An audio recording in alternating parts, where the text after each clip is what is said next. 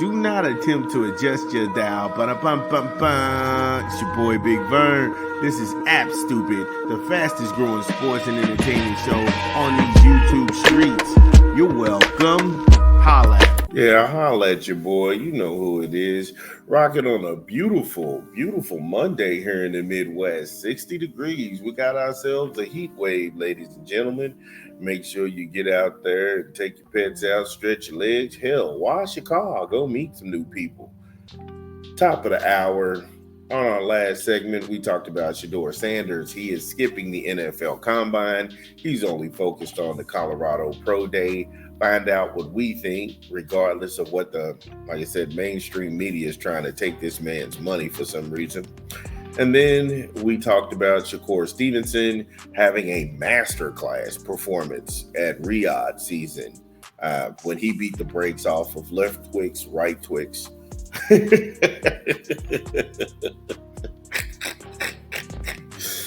And you'll find out what we think about that. But not to hold you, we're going to go back to Riyadh, and we got ourselves a trilogy on our hands. Artur Beterbiev and Dmitry Bivol 2. The first fight that they had was very close.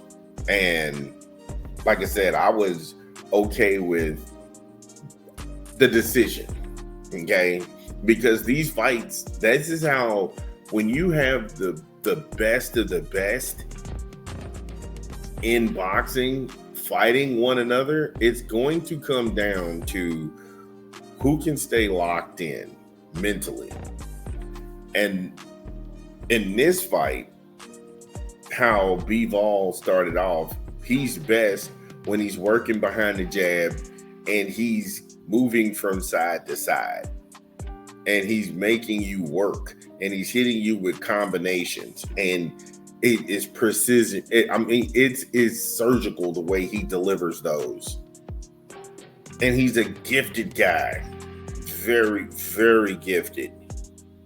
But then you have the monster, the beast, Artur Beterbiev, who is just walking you down and stalking you. And it's almost reminiscent of George Foreman from the standpoint where if you got your guard up, he's going to punch your arms till they hurt. And he's not flashy, Beterbiev. He just comes to get the job done. And that's his mentality, just to come forward. And the body shots, those body shots he was delivering, I felt like if I was going to go ahead and see Bivol pick it up, it was going to be in the latter rounds, because he started beating that body often. He'd catch him on the ropes, he'd go low, and then his corner between rounds was, hey, look, mix it up, go low and go high. And for a moment there, it just seemed like he had that fight. He was in control. He was the aggressive fighter. He had the cleaner punches. He was walking him down. Even his footwork wasn't that bad, because at times he would corner Bivol, and Bivol wasn't able to either get out of there left door, right door, and move his feet. But once that 8th and 9th round came around, it was almost like, wow, this dude, where did he get that energy? Where did he get that energy? Tell you what, let's get a quick 20 from a rap album, and then we'll jump on the other side of the content. It's your boy Big Vern. As always, drop the spot. It's your boy Big Vern coming to you again from App Stupid Studios with another rap album we put. I'm telling you, it's like Christmas around here. Smith & Wesson Infinity in stores now. BCC Boot Camp Click, stand up. Come on, man.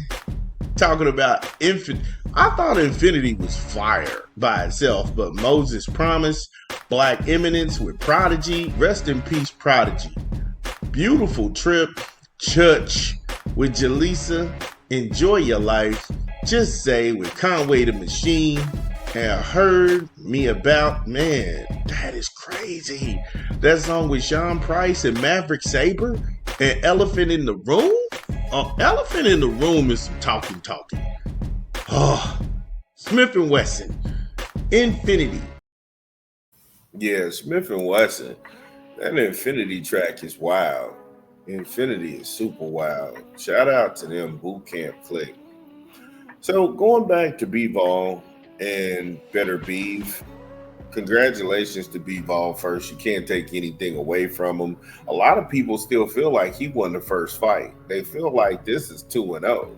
But at 1-1 headed to a trilogy, as a boxing fan, I can tell you I'm not upset about this. I'm not upset at all about this.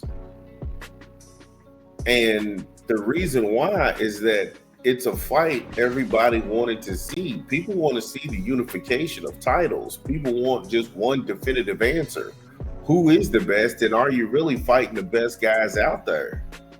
And if you look at Bivol's resume, he's fighting the best at his division.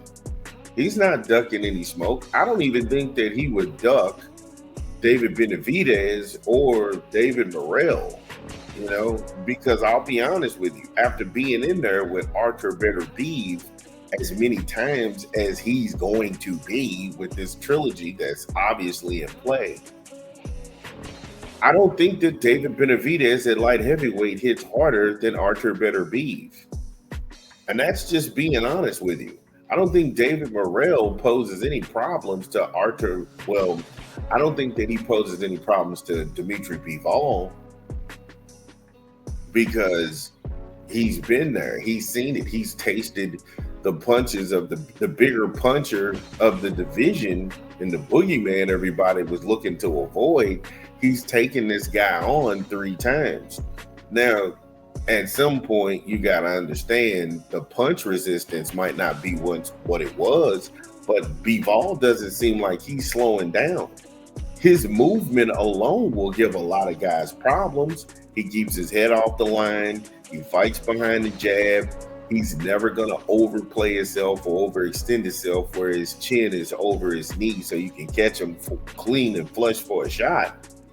I'll be honest with you, you really don't see him get hit clean in a lot of times in a lot of his exchanges. So again, I'm glad that the best are fighting the best in that division. And if it goes to a trilogy, where do you rank that trilogy at?